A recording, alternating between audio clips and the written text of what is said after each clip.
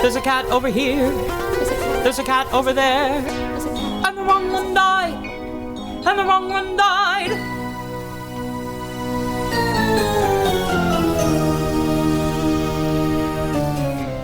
Welcome to The Wrong Cat Died, the podcast breakdown of the catastrophe. I'm your host, Mike Abrams, and today we have two amazing guests. These are two actors who have done all kinds of stuff on TV, movies, and theaters, and a bunch of other things. And I met one of the two of these guests at BroadwayCon this year, and we chatted about a Cats parody video that they did, which I am very excited to dig into. So welcome, Jaime Lyn Beatty and Jon Matteson. Thank you both for joining me. Meow. Meow, meow. I am excited because at BroadwayCon, it was such a wild thing because most people have no idea who I am, but they know that I know cat. Like they knew the podcast and Cats. And so we were chatting. All of a sudden you're like, oh, I did a Cats parody. And then you showed me the video. You sent it to me. And it is hilarious. So I want to get to the video, but I want to actually start with, that was sparked by the 2019 movie, right? So that was like when you, I think sometime before then, but what was your Cats experience prior to that? Like I see it as kids. Were you familiar? Like how deep into the theater world of Cats are you? Well, so I have no actual date for reference, but I saw it as a child live on Broadway. And all I remember, because of my impressionable mind at the time, I remember the cats crawling on the mezzanine. We were we were not in the orchestra. We were up in the mezzanine. I remember I was like probably first row mezz because I remember a cat crawled by me and I thought that was cool that there was a show that had a cat crawling around the theater. And then I also remember thinking that there was a spaceship or there was aliens because a lot of the sounds sound like spaceships landing. I had no idea what was going on. Yeah, but that was my first introduction to Cats, which was somewhere in the late 90s. Maybe. Okay. Yeah. And this is, I don't want to out your age here, but give me a range. Like this was I am 35 years old. Was this under 10, teenager? Like what general age range? It probably would have been under or around 10. Is that how math works? Right? Yeah. Yeah. Sure. That sounds about right. I'm asking because, and I know we briefly spoke about this before we started recording, but I don't think children should see this show. And so I feel like I have a group here that agrees with me. So I want to make sure we tackle that. And Jonathan, you saw it also as a child? Yeah, I saw a touring company in Lawrence, Kansas. And they also crawled through the audience. I think I had an aisle seat. So I think I might have seen Rum Tum Tugger's face right up to mine. And he like comes up and goes, like, oh no, he's going to grab me. And then I saw, I must have been like 15 or something. And then when I was in high school, my show choir went on a cruise ship, and the cruise ship had a resident Cats cast that did sort of Caribbean. They did like a Cats medley, sort of. You know, it was like a truncated version of the show. And then they did like a talk back with us afterwards. I was like, whoa, so cool. And then, I was 18. I love that you saw I think it's the Oasis of the Seas. Wow. I've talked to a few people who have done it. It's run for like 15 years on this cruise ship. Wow. And it has now evolved to be a 90-minute no intermission show because it turns out when people don't pay to see a show on a cruise ship and you sing half of memory at the end of Act 1, they don't come back for Act 2 thinking it's over. So they had to adjust. So it's really cool that you got to see a version of that. Wow. Okay, what a unicorn. So you saw it. Did you,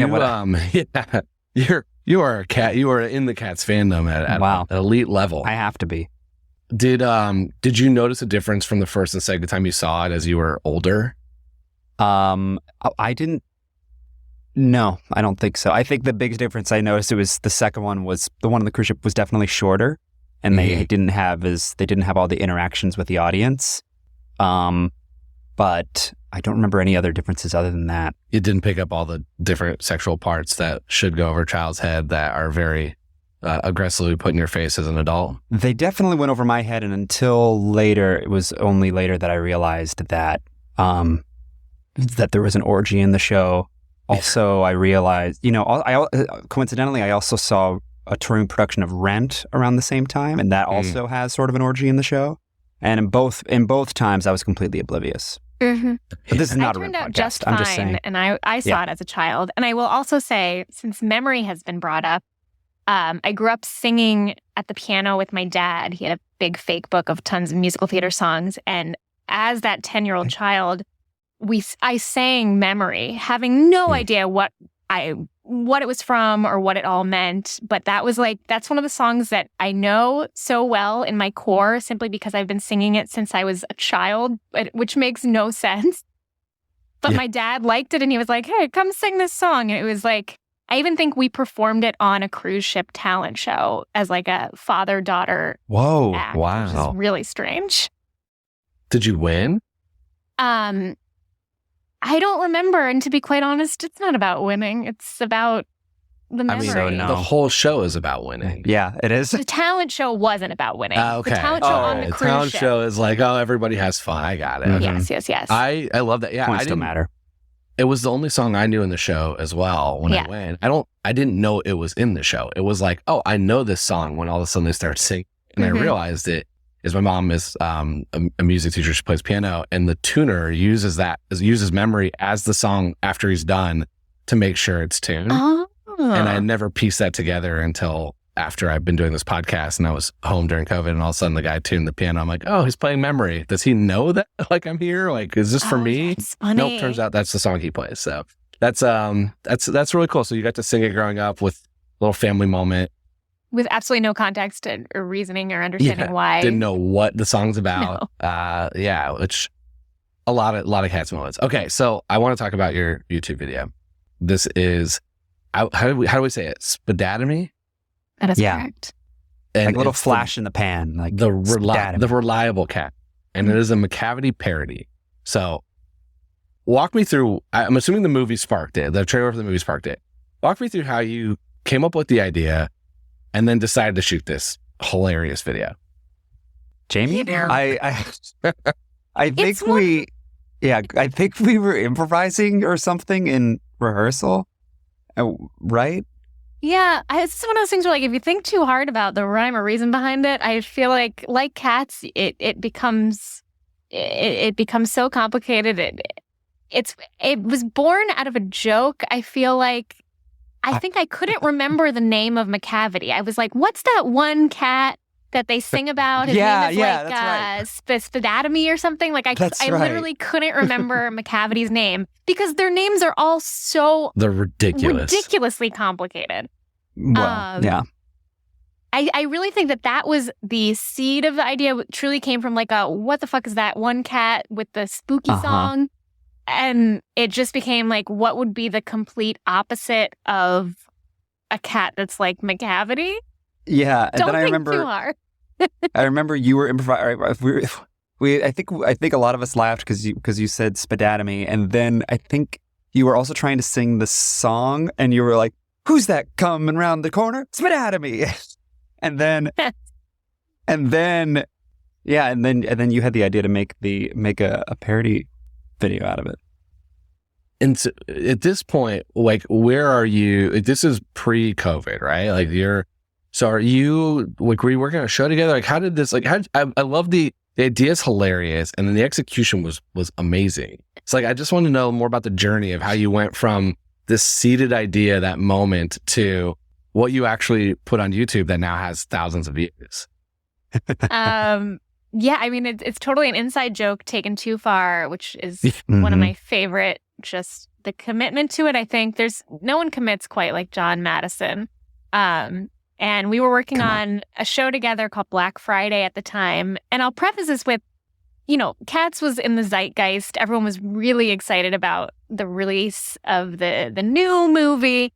And Jon, I mean, I want you to kind of have your moment in the sun with this, but like Jon became very obsessed, ironically or very sincerely, with Cats coming out. And yeah, if you want to talk to that, Jon. I thought it'd be fun to do a sort of a Cats countdown where I would for 30 days until the day Cats movie came out, I would make up facts about all of the different cats that became increasingly more and more ridiculous until I eventually was like making up like the shopping cart cat, or like I was making up cats towards like the actual release of the show, which I wasn't invited to the premiere, and I am not hurt. I am over it by now. But I did get a basket in the mail. So Cats did send me a basket. You wanted to be noticed. Prosciutto, yeah. Mm-hmm. You wanted to be chosen to go to the Haven side. Like I did. It's the parallels here. Yeah.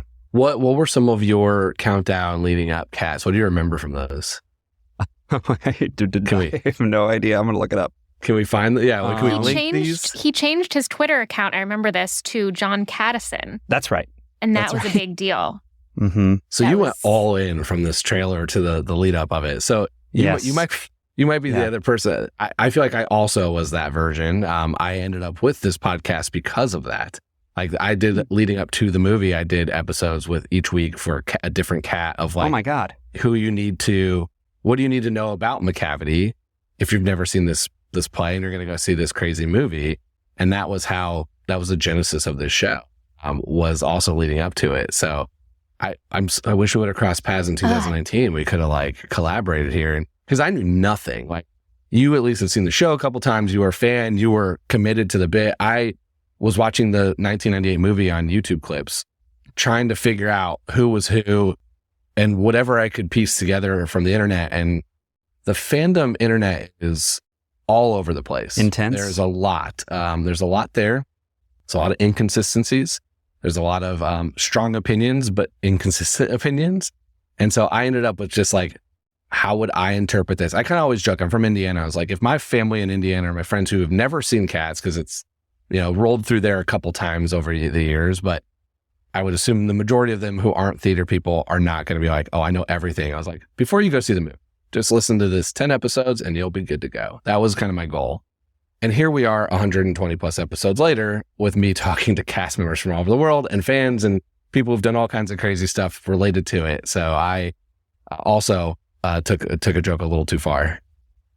All right. Well, it looks like it seems like you found some of your cats. I'm looking. I'm trying to find my old tweets, but it only go back until 2021. So I think those tweets are gone. Wow. Does anyone know? I mean, you've talked to so many people. Does anyone really truly know what the show is about? Or do you think everyone just pretends to like think they know? Like, I don't know that anyone knows. I don't know that Andrew Lloyd Webber even knew. Does it matter? I think Chrissy Cartwright and Trevor Nunn know, and that's it. And everyone else has some idea. I've compared it to a lot of things, but the biggest comparison I think is it's a little bit like Harry Potter if you took the plot out. Like we built this world that's kind of weird and crazy and no one knows what to do with it. And there's a lot of like new characters and they all interact in some way. It's a little incestuous in some cases. But there's not a straight plot line. And that's where, as someone who loves sitcoms, this was like the worst show for me to watch because it's the opposite of that. It's like, we're not going to give you a lot of closure or any idea of what you're watching. It's really centered around dance. And I'm also not a dancer, not a performer, not a singer. Yeah. Well, drugs would have helped. I feel like if I would have saw it with drugs, it would have helped me understand it better, but I didn't. I went to a matinee like randomly on a rainy Saturday. And so I was completely sober, didn't know what I was going into, and had to try to interpret Leona Lewis singing Memory as a, late 20s adult trying to solve the world's problems here. But yeah, it's a weird, like there's a loose plot, like there's a loose arc that you have, but it's a dark plot when you really dig into it. It's like Grisabelle, the main character-ish, left her cult that she was a part of to go do some bad things. And then there's one cult leader who potentially could be a serial killer, comes in, is going to murder one of them at the end. Maybe it's a positive thing, maybe it's a negative thing. They have a big orgy in the middle, and then they kill one. And that's the pretty much the story in 30 seconds. So it is kind of strange. It's an easy punchline. It's an easy joke because it is so weird. But at the same time, if you're a performer, it's like you get to do this like amazing choreography from either Gillian Lynn or Andy Blankenship, like two very well-known like people, Mhm. and you get to sing some of these iconic songs. If you're me in the audience, I'm like, oh, there's cats around me. That's scaring the living daylights out of me. And then I'm watching what clearly looks like two people about to do it on stage. And then one being, it seems sacrificed from a cult. So I kind of watched the same thing. Like, what in the world did we just put together? Like, how did you come up with this as an option? Yeah. And it was the 70s and 80s. So I think the answer was drugs. Yeah. I mean, even as an Mhm. actor, being in Cats, I would imagine it's very indulgent. You get to like have your moment where you tell the world what kind of cat you are. Like, it's very much like you get your moment to shine. And I think I'm sure every actor who has played all of the different cats probably, has a bit of a like main character complex. Like, there's a sense of like, they're all kind of the star of their own universe. Yeah. Yeah. So how would you explain the plot if you were asked, like, hey, I'm going to go see the Royal Caribbean version tomorrow, or the tour, or it's overseas right now? What would you tell your friends of, like, here's what you're going to go see? Either one of you. Who's got the plot? Well, no, I mean, I would say that, I would tell my friends this was originally a book for children that in the 70s was turned into a musical where each cat describes who they are, what they are, and why to some sort of mystical god leader who they have a competition where each of them, where someone is going to be sent to a mysterious place that they call the Heaviside Layer. I don't think it's heaven. I think they are just straight up killing this cat. And I don't think, I think we have a little bit of an unreliable narrator in Monkestrap. So I think, I truly think that Old Deuteronomy is just getting rid of cats that he wants to get rid of. That's a deeper explanation than I ever gave anybody. Yeah, I was going to say, this is a musical. Here's some cats. Here's what they're all about. They love beauty. They love dancing. They love different things. They hate other things. And they're ultimately having an orgy and trying to have a cool contest. Who's going to out-cool the other cat? Like, who's the coolest cat? There it is. Yeah. Yeah. I did see Leona Lewis, so I did feel like it was a singing competition. Like, that was my frame of reference because of her as Grisabella, that it felt like chorus liney, or, like a X Factor version of what you could be. Or the modern version is it could be like Six, where it's like we're competing for who has it worse and who needs to win because of that. But at the same frame of reference, I'm like, that's a very strange thing where it's like, instead of $1 million or a Vegas show, you get to die. Yeah. Like you, or be reborn if you want to make it a little bit more positive. Like, you get a new life, a new lease on life. But well, if you is think such about a it, weird way to think about it. I had a thought just as you were saying that, like, so as a pet owner, like, I think the world of my dog, and I just think she's the best in the world. And I could come up with 1 million songs about who she is and what she likes and her place in the world. And like, I could argue the case that she is the best girl in the world. And I feel like as a cat owner, they're like, the cats in Cats kind of fall relatively into like the archetypal cat of all of the cats. And so I feel like it's almost like you're arguing your case for like my kind of cat, the cat that my pet is most like, is the best pet there is. And it's But do you don't want your dog to be sacrificed, do you? Like, that's the part that makes it weird. It's like, I agree with that. Like, hey, here's why I'm great. Here's more about me, and here's our quirkiness that is different, and this is why my dog or my cat's different. But it's like, okay, now that you've won, we're gonna get rid of you. But I feel like it's getting another chance at life, like it's being reborn. I don't see it as I don't see the ending as dark. Maybe I'm Do crazy either of for you that. believe there's any merit to like the theory that it's that all of the cats are currently dead, and that it's that they're going to like from purgatory to heaven? Because some of the lyrics talk about some of the lyrics refer to cats in the past tense. Like, this cat was, I'm not sure which ones, but some of the, I know, like, I think Jenny Anydots. They refer to Jenny Anydots in the past tense. So this is, I love how deep you went in 2019, clearly to learn all these things. So I have heard this before, is that they are in between, like they're all already dead, and it's like the next layer. I've heard there's a lot of very dark like theories that could go there. Like there's also that Old Deuteronomy is purely just a serial killer. There's like some other like that's what I believe, cultish type of things. But I kind of love that you're thinking like, all right, they're all already dead.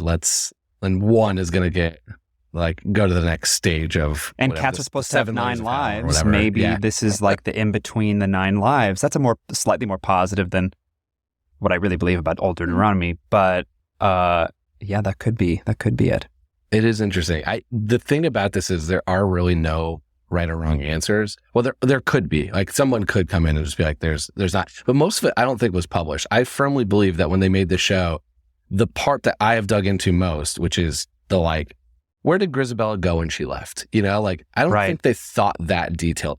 I don't think they decided to write the like other subscripts of these characters that didn't need to be said. I think they focused on the choreography and like, here's just the loose piece of what you need to do. And I think the fans have taken it 1,000 times further, and that's where there is inconsistencies, but that's where the theories come from. So I'm for all of them. I'm really for all of them just because I think it's hilarious that that they've created all these characters, but they're all cats. They all have the craziest names and nobody knows. And it's like, but this has been running for 42 years. Like it's been running forever.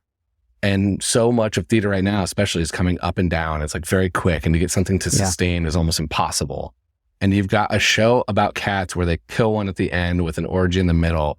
That is one of the longest running things ever. It's just hilarious to me. But I want to hear what other theories you have, because Jon, especially you, it sounds like you've dug into some other ones. Like what other plot theories do you have or thoughts do you have on the different cats of the show? Well, I prepared for this podcast because I wanted to have some answers, but I don't know if am I going out of order by saying which cat I think should die? Should I say that? Let's save that. All right, it's the last question, but I already know you're not going to say Grisabella, so we're already having strong momentum. I think those are my two favorite theories about that. It might be that they might be in purgatory or somewhere in between lives. I think that's my favorite positive theory because cats are legendary. They have 9 lives. So that is like a positive leaning theory as opposed to my other one.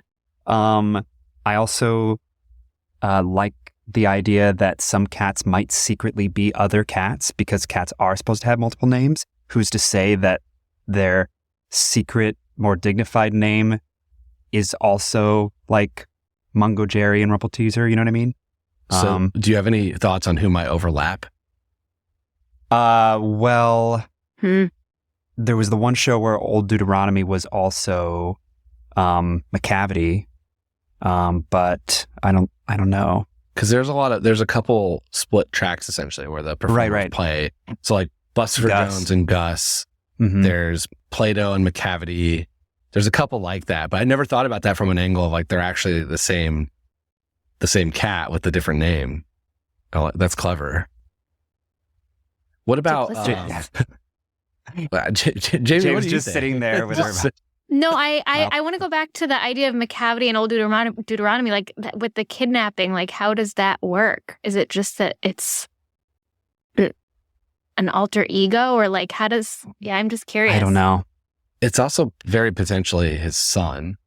Like Macavity, Tugger, and Monkish Trap are supposed to be brothers and the children of Old Deuteronomy.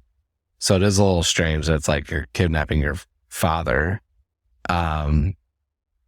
I firmly believe that they just wanted some conflict resolution because there was so little plot in the show that it was a way to transition and give a little bit between getting to Mephistophelies' number. But it is a very weird part, and the movie did an even worse job of trying to figure that out. Like the movie made a very strange, like whole barge piece that kind of pulled some stuff back to make Macavity even more villainous. But when you pay that kind of money for Idris Elba, you've got to use him a little bit more. Here's another parody pitch.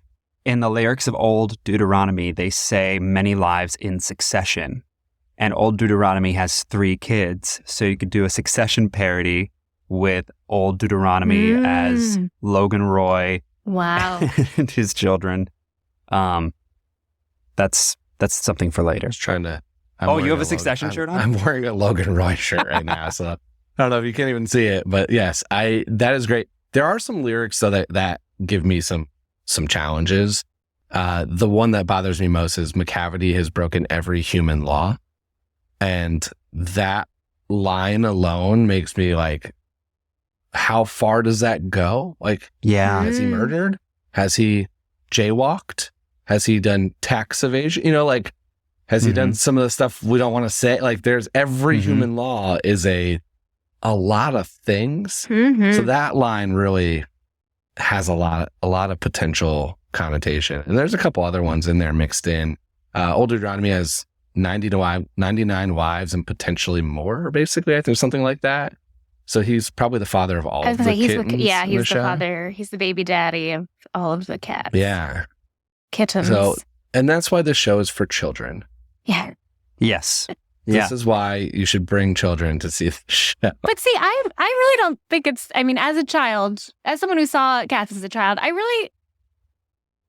I don't think you should hide children from seeing the show because the show is so open-ended. I actually am curious to hear what a child perceives of the show because they might have insight that as adults we are so jaded we're not even seeing.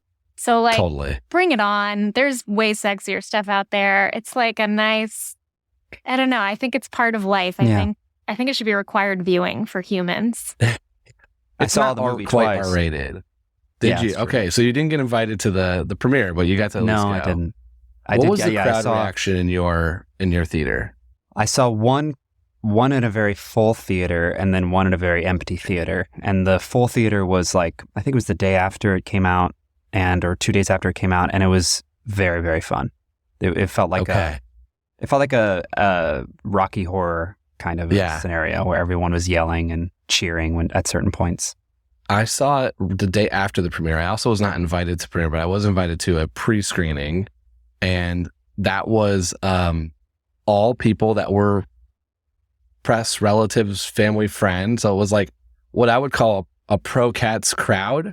Wow. And a few minutes in, people started hysterically laughing at parts that aren't supposed to be funny. And that was my like, oh, this is going to be interesting. Like, this is going to be an experience. If this crowd is reacting this way, then I can't wait for Friday when it opens. Also, I think I saw one of the ones when it was not finished, because like I don't think he actually finished the premiere one. There was like some Judi Dench's hand and a couple other stuff. Oh, yes, with the ring.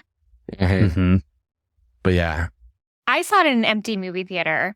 It was me and my friend Paul, and it made it all the more. It was a total out-of-body experience because already it's so wild to behold, and then to be in a humongous theater and the sound is like echoing through the space, and we were just alone in the middle of this theater. It was truly, I felt like I just left my body, and I was like, questioning my exist. It just felt like I was like, is this made just for me in this moment? And like, it was just thinking about that was chilling. And then to add to that, I realize now that was the last movie I saw before the pandemic. And so that experience to then carry over and that was like my memory of a movie experience was chilling to enter the pandemic and subsequent 2 years. Yeah, I think it was the last movie I saw in theaters as well. And then the last thing I saw before I left New York was I saw Diana at the musical, like a day, like at the point where we were like, should we even be here type of day? But yeah, I went, and then I ended up flying out of New York for work and getting stuck. So that was, but yeah, it was a wild time. I heard a lot of friends that went and were in empty theaters. I did not hear many that went, unless you went like, again, day one, and you were clearly part of like, you were there because you were the audience.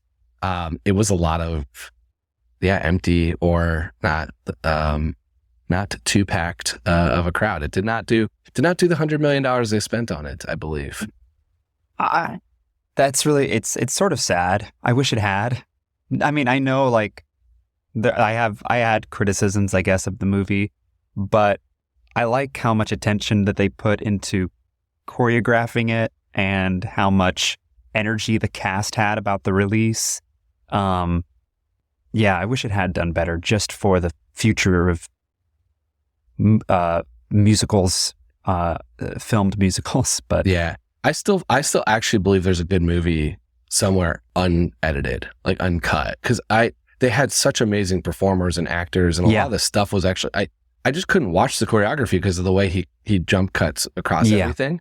I couldn't follow like the twins, who are really, really talented, and Victoria Howard. Like, there were really, really Colton Krause. There were really talented people in this this movie, and it just was so weirdly edited. And then it also became a running joke. So I agree with you. I do wish it had a different. I think there was a different outcome for it, because everyone disassociated themselves with it so quickly after it started to kind of fall that it kind of became the running joke versus it could have been a good movie. And they did some smart things, because there is no narrator, and there's no spoken word on the musical version. And to have a spoken word narrator kind of guiding you through Victoria's lens, I actually think is a fairly smart way to tell it as a movie, to like bring people through the journey of like, what is this kind of weird musical? So I thought they actually added the story you needed, but it just was not well put together. Yeah. I kind of think I'm honestly glad that it wasn't great. Like, I think that that's exactly what it needed, because it gave me hope for like real storytelling. And like, it's kind of nice. Like, I go like, it's weird and it made no sense. And like, it shows you what happens when people just say yes to things, and like the world sometimes just makes ridiculous things for no reason. And it's nice. I feel like Jennifer Coolidge said this recently in an interview, but it was something like, it's nice when there's like insane kind of shitty stuff out there, because it reminds you that like you can create good things. And so it's just nice to be like, people just said yes to this thing and we all just agreed. All these celebrities got behind it, and it wasn't necessarily great, but that's okay.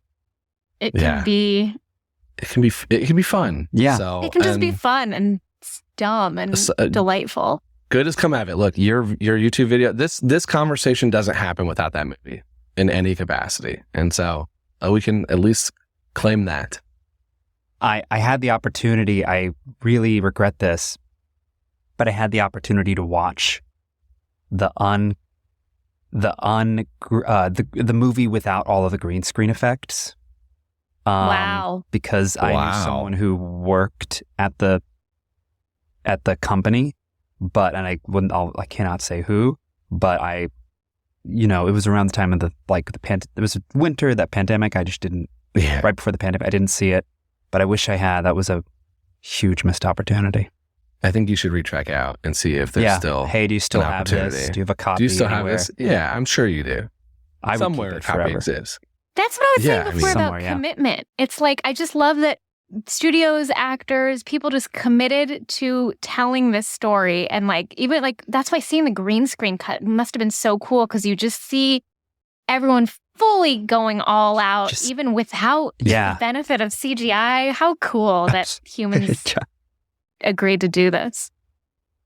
Yeah. It is every time I saw the tour this year with I did a video with them and went and saw them and I met all of them before, not in costume. Like, I met a bunch of them. We did interviews, we were chatting, and it's like, oh yeah, by the way, you're about to go put on your guitar, put up all this makeup, and you're about to crawl over the floor, and that's like theater, it's like, it's just, they're performers and they're really talented actors. And it was such a bizarre piece, because like, especially as I've met more, I'm like, this is the weirdest thing to do. And it's like, nah, it's probably actually not. There's so many other weird shows. There's all kinds of, like, it's art, and it's art in a very unique way. And I think that's what does make it fun and funny. I also love that people are okay with the humor of that. Like, that it's okay to make fun of the fact that the names are ridiculous and the story's ridiculous. And some of this stuff is like, the conversations that they're having on tour on a bus are absurd if you think about it. And so they recognize that, and that makes it fun. It's for dancers, especially, it must be wonderful. Oh yeah. And character, like, I would be in that show. I don't even dance. What a fun character. A lot of the dancers piece. saw the 98 movie growing up, and it was like they did it in dance class, and they like watched that in their schools growing up, and I didn't know that existed either until I watched it. I think I was telling this, Jay, but the first time I ever watched the 1998 movie was on a work trip on a plane on an iPad. So I could not have looked more out of place. I was like in business casual with a lot of like very clear consultants sitting around you, all of them like hammering away their PowerPoints and stuff. And I had an iPad in front of me sitting on the table tray and had Cats, the 1998 movie, playing, and just like headphones in, bopping around. Like, don't mind me, but like everyone is like, I had multiple people looking over my shoulder being like, why is he watching this? Like, is he really watching this? So that was my first 1998 movie interaction, which is, again, very different than the children who saw it in school growing up or in some other capacity. I like to imagine that some of your like corporate, like your coworkers, like lean over and be like, "Oh, great! I love that version of the film." Like just really huge closeted Cats fans. Yeah. Oh yeah. We have a lot of theater people. We have a nice group chat going with Broadway in general happening, where people have thrown out some hot takes and have riled up some people, but we haven't talked too much about Cats recently because it's not really running as much right now, or at least in New York. We're going to take a quick break and then we'll be back for more of The Wrong Cat Died. I want to talk about some of the other things you're currently working on. And so let's start with Professor Birthday. So Jamie, tell me a little bit about that project, because I listened to all of them already and I'm obsessed. My gosh. I think it's amazing and hilarious. Oh, well, that's very kind. There are no cats in it, unfortunately. Yeah. It is not my idea, and I will give full credit of the character and like the creation of that character to my dear friend Eric Congale, who actually wrote a book. So there's a book that is so brilliant. And it's a companion piece. It was actually started before the podcast, but he really created this whole universe and magical world, creating this character of Professor Birthday, who is essentially the mascot of birthdays. And, you know, we think of someone like Santa Claus. Santa Claus works 1, maybe 2 days a year, and meanwhile, birthdays happen every single day.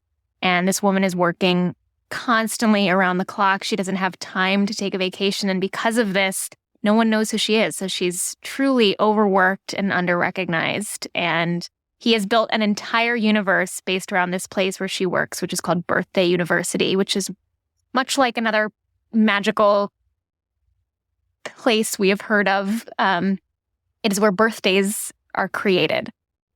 So yes, Eric created this character, wrote the book, and I was I'm still very honored to get to voice this character. And it is a podcast musical, so like you're singing songs for it and you're having a blast. It's hilarious. I hope people are doing it. And then you've also created this incredible TikTok, or there's a TikTok related to it that is animated the character and I have really enjoyed some of the memes too that you've kind of made. The one where somebody took the TikTok search bar and like ripped into it. Like you're having a blast. Like it's just so funny. So it's been really fun to watch like creative content related to musical theater on a different forum. Well, thank you. Yeah, it's the book started, then we decided to record the podcast, and we have all of those musical podcast episodes. The music is written by our dear friend Clark Backstresser. And essentially the TikTok was never supposed to be a thing. It was just that we had all of these audio files from the podcast, and we had released the podcast episodes, and because we had an animated version of the character, we were like, what if we essentially animate some clips from the podcast into these little mini TikTok animations? And it has taken on a life of its own on TikTok, and we're all kind of figuring out how TikTok works as we go. So if anyone knows the answer to TikTok, please let us know, because we're figuring it out, and that's been part of the fun of it. Nobody knows. But yeah, it's been delightful, and we're literally figuring it out as we're sitting here. Eric just texted me because I think we're about to reach 50,000 subscribers, and he's like, I have an idea for something to do. Like, can we hop on the phone and we'll just improvise stuff that Professor Birthday would say? So in in a few moments, I'll have to run and record something who knows what it'll be, but we're figuring it out on the fly. Who would you compare? I love always comparing shows. Which cat most relates to Professor Birthday? Ooh. I have thought about this a lot today, and I've yet to land on what I think is the right answer, but I have a couple thoughts. My instinct was to say like Grisabella because she wants to be respected, but like Professor Birthday doesn't have a history necessarily of being known or being appreciated. And so I feel like maybe Mr. Mistopheles, just because he's magical and like he's not really a main character. I mean, no one's really a main character, they're all main characters in their own story, but he's got this magic, he's got the charm, and yet the story is still focused on Grisabella and others. And like, you're like, what about this guy? He was fun. He did a lot of magic tricks. So that's my instinct. I don't know. What are your thoughts? I like that. I thought Bombayurina just because the second episode was like, we're going to ignore the first one. And then there's like this, like the episode about princesses versus clowns and all that. It's like a very much a confidence, but in a way of where I'm not the main character, I'm not the center of it, even though they are. And I feel like Bombayurina kind of protects Demeter, and there's like a little bit of like, no, we're going to do this way. Like there's a confidence there. So that was kind of where my head went, but Cats doesn't always tie perfectly to most things. It's just fun to try. It's been fun. That's been one of my favorite things about this podcast. Doesn't tie perfectly to itself either. So yeah, that's part of the fun. I love it. And Jon, you're doing more on YouTube right now, and yes, yeah. And I was a part of a musical that's going to be coming out later this fall, called Nerdy Prudes Must Die. I don't know the exact date, but it'll be coming out sometime later this year, possibly the fall. But I think it's going to be, it's certainly the best time I've ever had on stage, and I think it'll be a really, really wonderful show. Yeah, I had a lot of really talented people in it. I played a nerd who I can't say anything, but things happen, and I'm sorry, I'm trying hard not to reveal any spoilers. Although probably if you know anything about the show, you already know the plot. But it is the music is great, the story is great, the performance is all excellent. One of the guys who was the bully in the show was now Biff on in Back to the Future, the musical on Broadway. Will Branner, he's really, really great. So yeah, I'm very, very excited for the release. Awesome. Yeah, that'll be on Star Kids channel sometime later this year. Amazing. Well, we'll link everything that we can in the notes, so people can find you and all the stuff you're doing and all the cool things. I also had my pick for Professor Birthday's cat. I think would be, I was thinking Monkus Strap. I don't know if everyone is okay with that pick, just because Monkus Strap feels like, and Professor Birthday even, it feels like very congenial and warm, and like explains a lot of things for both the cats and the people watching the show. Yeah. Who's like main character, the leader of the cats, but also not like the top cat. Sort of. I thought maybe the Fritz character is like a Skimbleshank, so I was like keeping everybody on schedule. Yeah. Yeah. So, what cat are you most like, Jon? I want to know. Me? Yeah. Who do you identify with at your core? This is someone's party trick, by the way. You're Spadattimy. Reliable. I mostly identify with Spadattimy. I didn't make the cut in the show. Or Pomplamoose, the anime cat who loves anime. Are these all the 30 days leading up people you've added?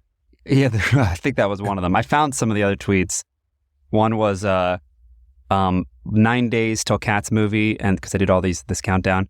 And today's cat is that moment before a thunderstorm in the middle of a field. You can feel that electricity starting to build in the air, and you just stand and listen to the silent sound of nature hiding and waiting for destruction to strike. And the role was taken over by Matthew Broderick in the early 2000s.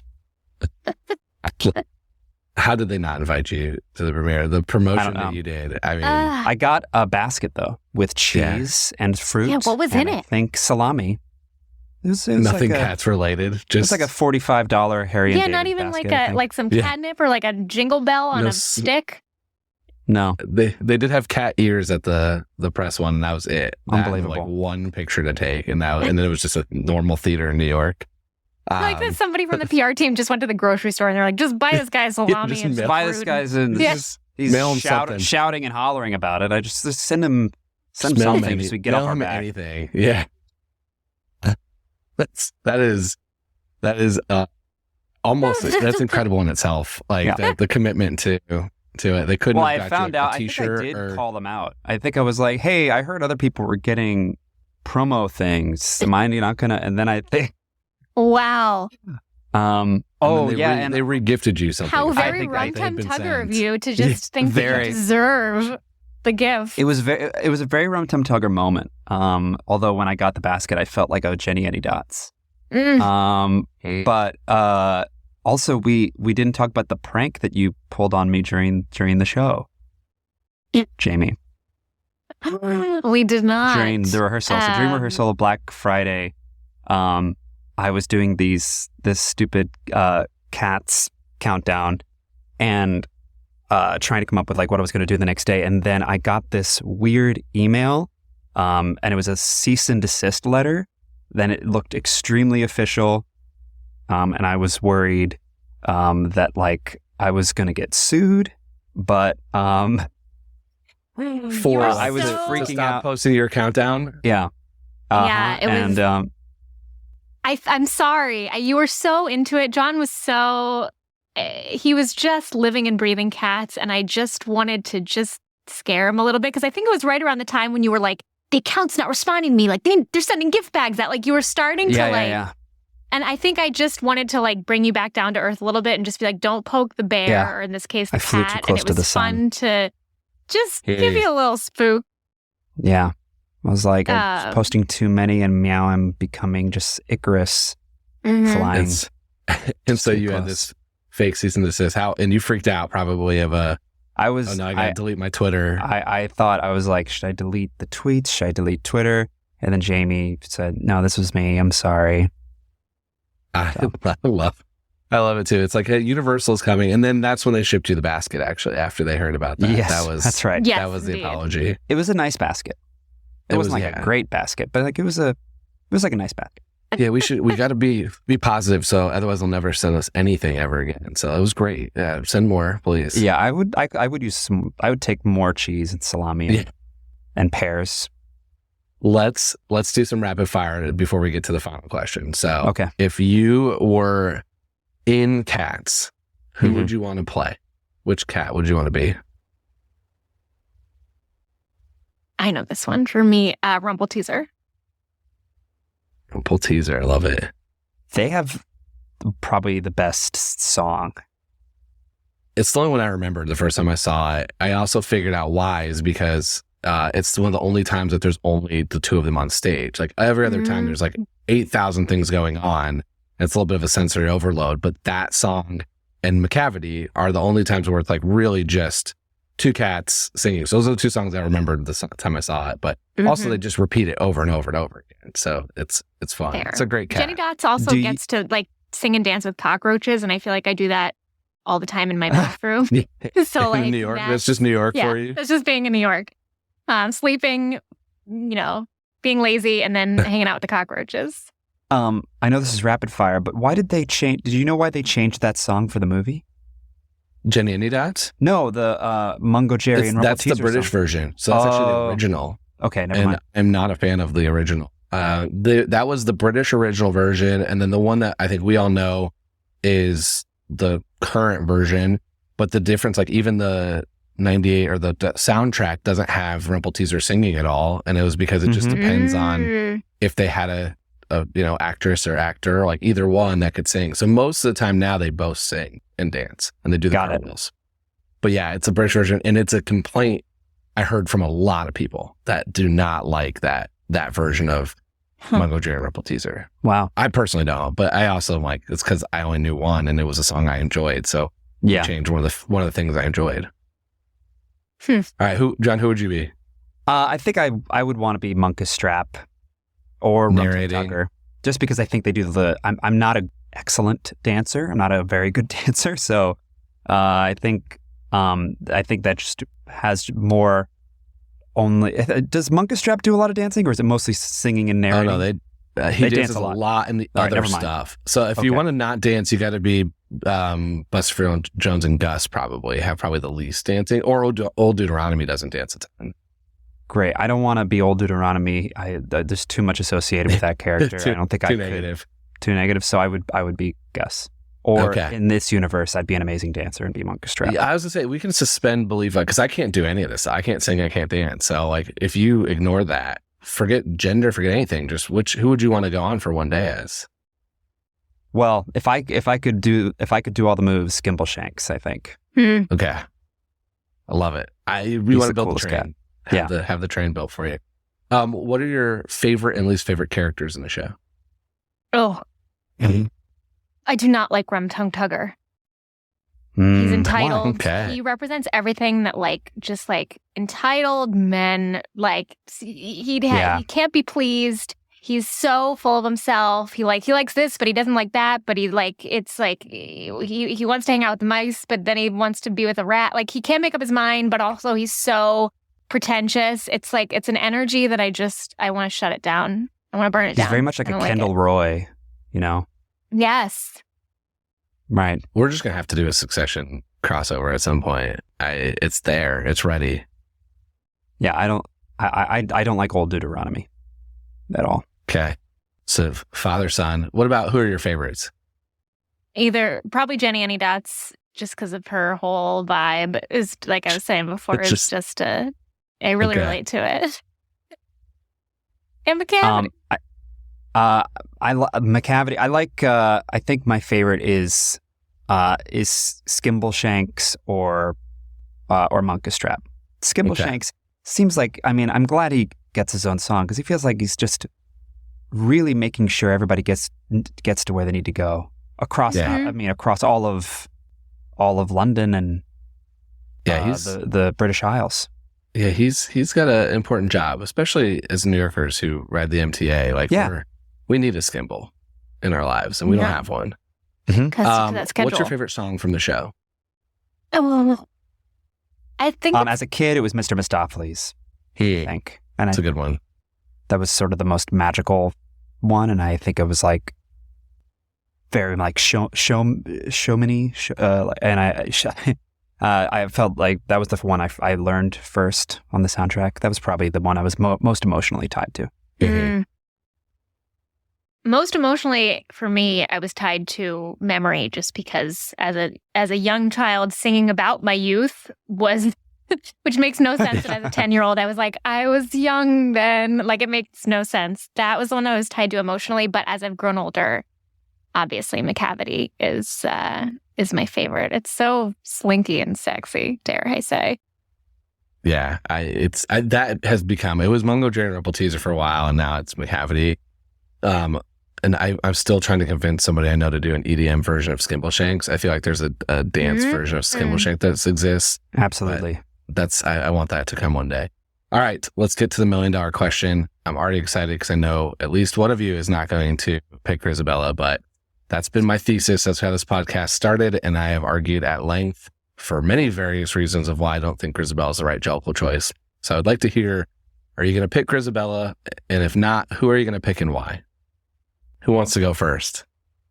I'll just say I think the Heaviside layer is a lie, and I think Old Deuteronomy should die, and someone else should pick up the mantle. I think maybe. I agree.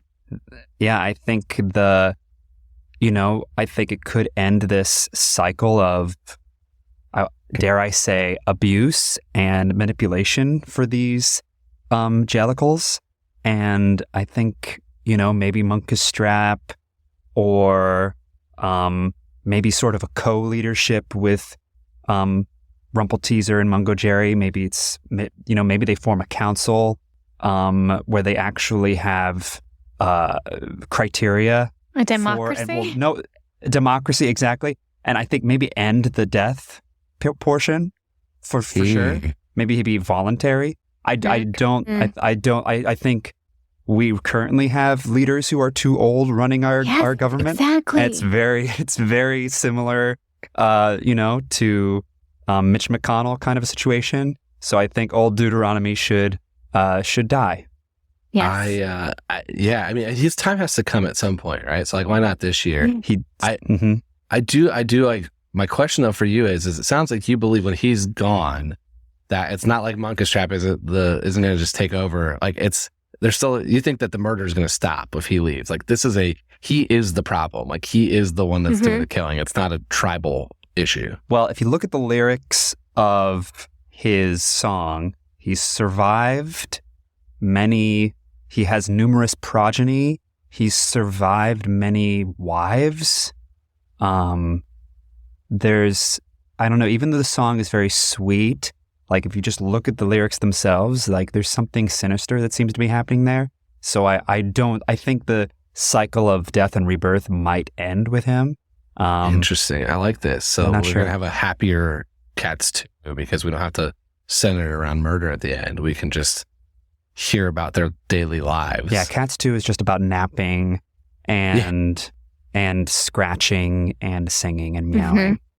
Love it. Jamie, what about you? Who do you think? I was going to also say Old Deuteronomy, and it's interesting. He represents the worst parts of the patriarchy, and it's like he's old, yet he's respected. And here we have like Grisabella, who's old, and people think she's awful, and like they're like disgusted by her. So like he needs to die, and with him dying, rise up, and all the female cats, they come out to play, and we embrace that they're beautiful when they're old, and they don't have to be young to be cool. And like it is just really interesting when you look at like Gus and Old Deuteronomy, like those cats love them and they're old.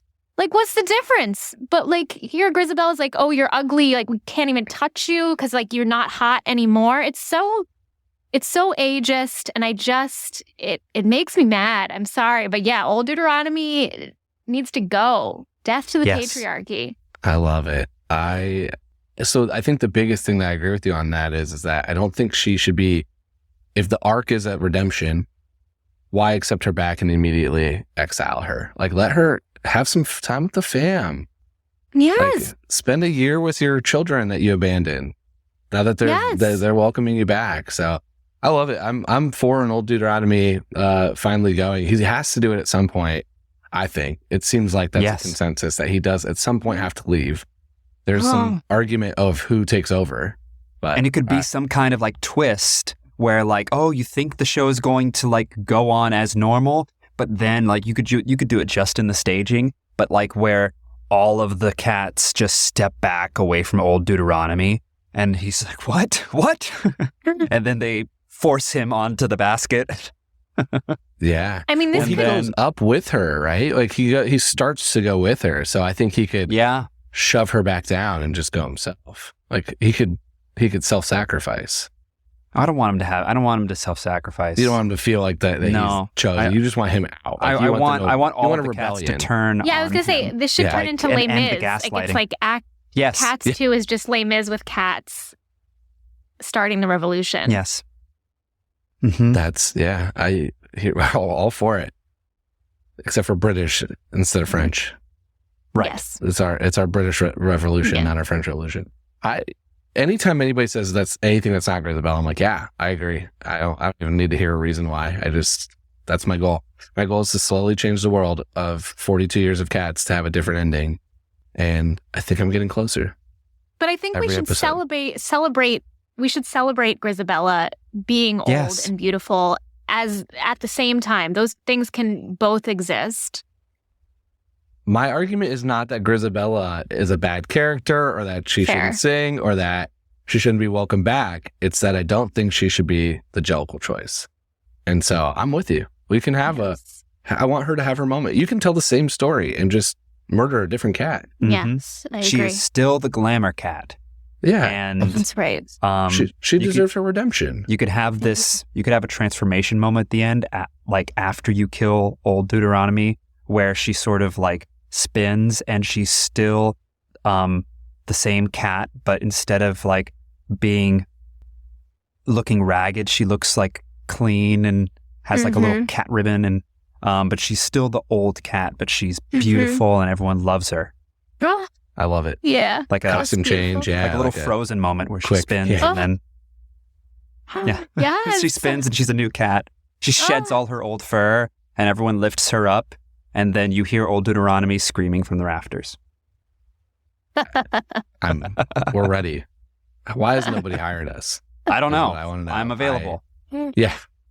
They have your address at least. They know how to reach you. So Careful. this is no, I meant that in a good way. Like they know how to get in touch with you.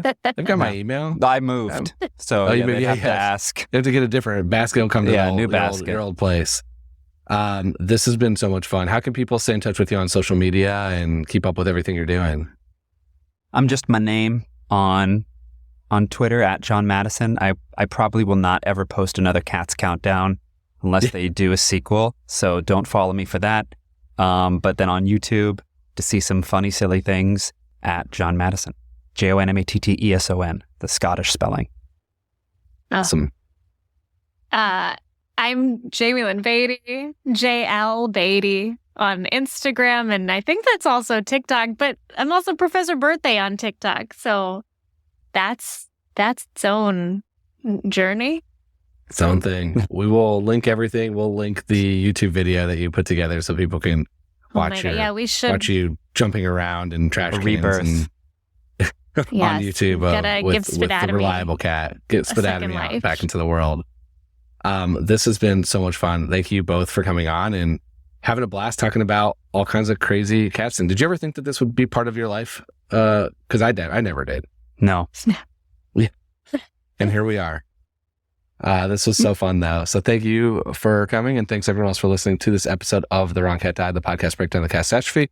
To follow along, you can subscribe on Apple Podcasts, Spotify, or anywhere else you listen to podcasts.